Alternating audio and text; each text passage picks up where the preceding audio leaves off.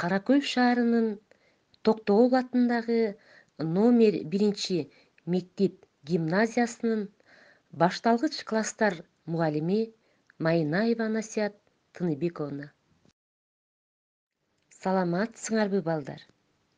Бүгүнкү күндүн атышы кутман таңар менен демекчимин. Жакшы уктап ойгондуңарбы? Бүгүнкү күнүңөр көңүлдүү улансын.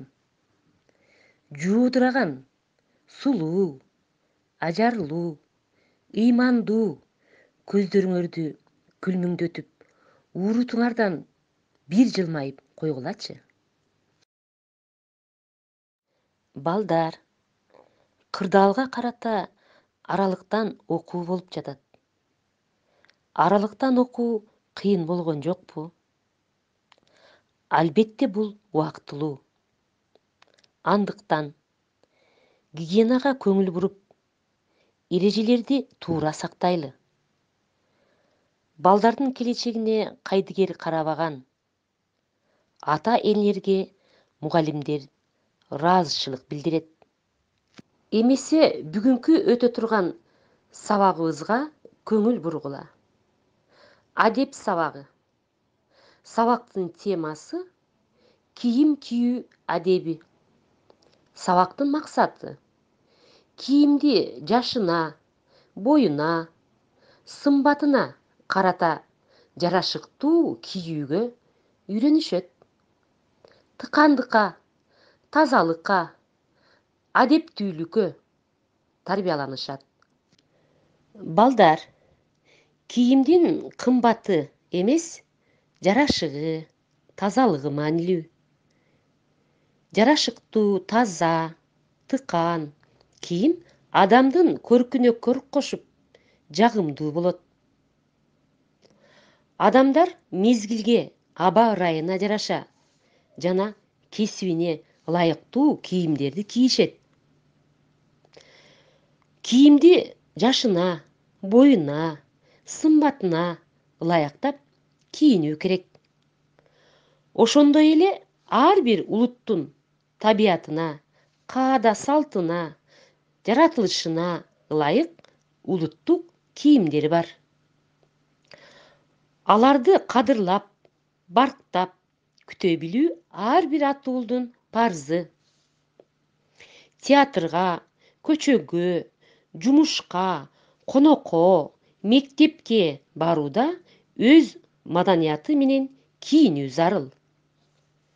Көчөгө же мектепке кийген кийимиңди үйгө кийгенге, ал эми үйгө кийген кийимиңди мектепке кийгенге болбойт. Мектепте форма кийген бала же кыз кандай сонун көрүнөт? Ошондуктан окуучунун жарашыктуу жана ыңгайлуу формасын кийгениңер дурус болот. Демек, балдар, кийим кийүүнүн да адеби бар экен. Аны силер ар дайым көңүлүңөргө бекем тутуп жүргүлө.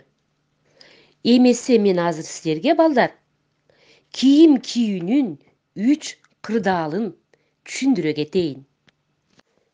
Биринчи кырдаал мезгилге, аба ырайына карата кийинүү. Кана айткылачы, бүгүн аба ырайы кандай? Силер кандай кийинип жүрөсүңөр? Азыр кайсыл мезгил? Жакында кайсы мезгил келет? Бул сүрөттөр боюнча ой бөлүшкүлөчү. Кийген кийимдери боюнча мезгилдерди атагыла. Демек, мезгилге, бүгүнкү аба ырайына карата кийинүү керектигин түшүндүңөр окшойт, балдар. Экинчи кырдаал кесибине жараша кийинүү. Адамдар кесибине жараша кийинишет. Адамдардын атайы кесибине жараша тигилген кийимдер сыяктуу эле окуучулардын да кийимдери бар. Алар жарашыктуу жана ыңгайлуу. Бул сүрөттөгү кийимдерди кайсыл кесиптеги адамдар кийет? Ойлонуп, ой бөлүшкүлө. Üçüncü kırdaal. Таза кийинүү. Таза кийинүү бул адептүүлүк. Ар бир адам кийген кийимин таза, тыкан кийсе, жарашыктуу болуп, маанайыңды көтөрөт.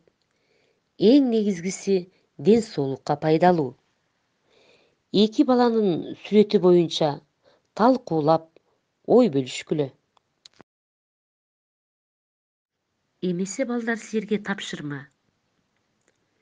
Жаз кийгенин кыш кийген, жарды кайдан байысын. Кийимдин кирин жууса кетет, көңүлдүн кирин жууса кетпейт. Буту жаман төргөтпөйт. Тоодо кийгенин тойдо да киет.